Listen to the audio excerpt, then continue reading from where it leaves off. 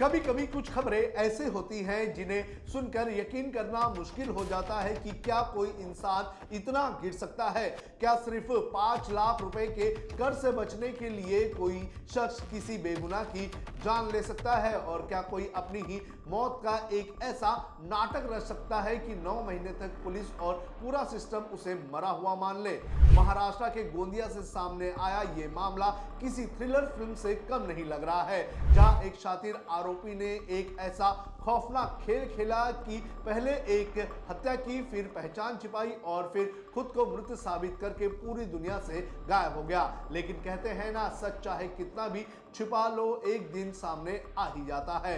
और इस केस में आखिरकार 9 महीने बाद सच ने अपना चेहरा दिखाई दिया। आइए आपको इस वीडियो में बताते हैं कि क्या है पूरा मामला। नमस्कार, आप देख रहे हैं लोकमत हिंदी। मेरा नाम है सोनू कनौजिया। कर्ज से शुरू हुई कहानी और फिर बन गया खून का खेल।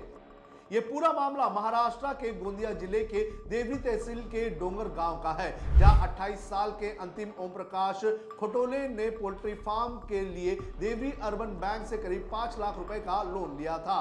शुरुआत में सब कुछ ठीक चल रहा था, लेकिन धीरे धीरे कारोबार पूरी तरह से डूब गया। मुर्गी पालन बंद हो गया और सिर पर कर्ज का बोझ बढ़ता चला गया। और इसी कर्ज से बचने के लिए आरोपी ने एक ऐसा खौफनाक रास्ता चुना जो सीधे हत्या और धोखे की एक पूरी साजिश में बदल गया। 29 अगस्त 2025 रेलवे ट्रैक पर मिली लाश और शुरुआती जांच। 29 अगस्त 2025 को आम गांव पुलिस थाना क्षेत्र के ब्राह्मणी रेलवे फाटक के पास डाउन लाइन पर रेलवे ट्रैक के बीचों बीच एक क्षत विक्षत लाश मिली। मौके पर पुलिस पहुंची तो लाश की हालत इतनी खराब थी कि पहचान करना लगभग नामुमकिन था। लेकिन लाश के पास मिले आधार कार्ड, एटीएम कार्ड और ड्राइविंग लाइसेंस के साथ साथ कुछ अन्य दस्तावेजों के आधार पर शुरुआती तौर पर यह मान लिया गया कि मृतक अंतिम ओम प्रकाश खटोले ही है।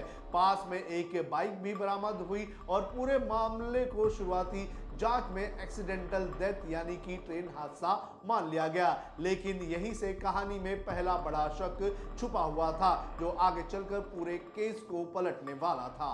पुलिस को हुआ शक और बदल गई जांच की दिशा।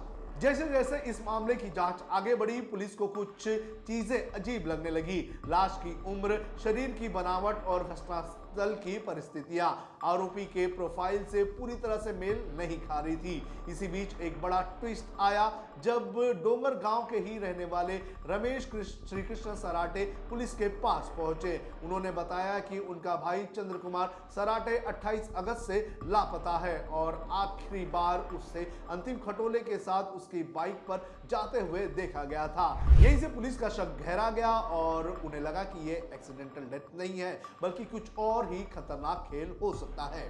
खौफनाक साजिश का खुलासा कैसे हुई हत्या। जांच के दौरान जो सच सामने आया वो किसी को भी हिला देने वाला था। पुलिस के मुताबिक 28 अगस्त को आरोपी अंतिम खटोले अपने ही परिचित चंद्र कुमार सरोटे को काम के बहाने अपने साथ लेकर गया था। रास्ते में उसने उसे शराब पिलाई ताकि वो पूरी तरह से नशे में हो जाए और कोई विरोध ना करे। इसके बाद आरोपी ने दुपट्टे और गमछे की मदद से उसका गला घोंटकर हत्या कर दी। लेकिन कहानी यहीं खत्म नहीं हुई, असली प्लान तो अभी बाकी था। खुद को मरा हुआ साबित करने की पूरी साजिश। हत्या के बाद आरोपी ने एक बेहद ही खौफनाक प्लान बनाया ताकि सारी दुनिया उसे मृत मान ले।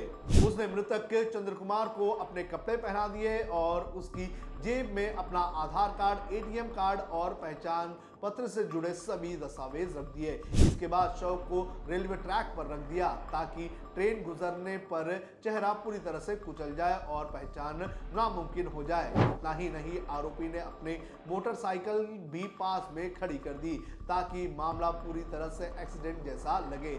इसके बाद वो मौके से फरार हो गया और अपने परिवार से भी दूरी बना ली ताकि उसे कोई भी ढूंढ ना सके।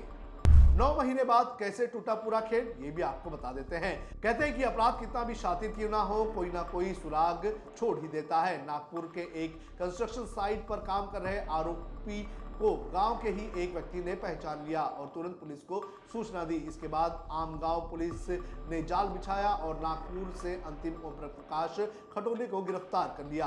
पूछताछ में आरोपी ने अपने खौफनाक अपराध को पूरी तरह से कबूल लिया। पुलिस रिमांड और आगे की जांच।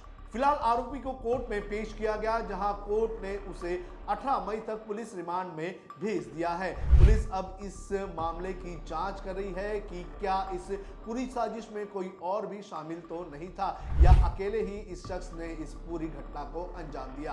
अब सबसे बड़ा सवाल यही है कि क्या सिर्फ 5 लाख रुपए का कर्ज किसी इंसान को इतना गिरा सकता है कि वो किसी बेगुनाह की जान लेकर खुद को मरा हुआ साबित कर दे। पुलिस मामले की पूरी तरह से जांच में जुटी हुई है।